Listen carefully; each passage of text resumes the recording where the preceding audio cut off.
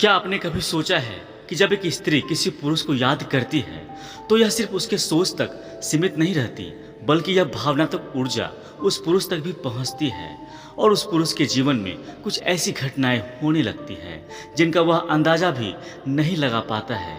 इस वीडियो में हम आपको बताएंगे कि जब एक स्त्री किसी पुरुष को याद करके तड़पती है तो उसके जीवन में कौन कौन सी या दो घटनाएं होती हैं।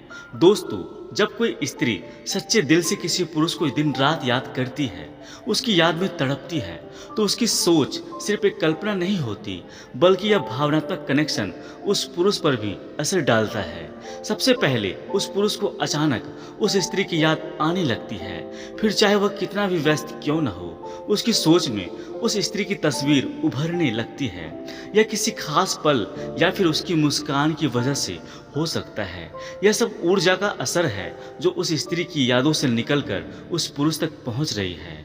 दूसरा, उस पुरुष को उसके जीवन में अजीब और अनजान संकेत मिलने लगते हैं, जैसे किसी गाने का बोल सुनकर उस स्त्री की याद आना, बार बार ऐसा महसूस होना कि वह उसके साथ मौजूद है।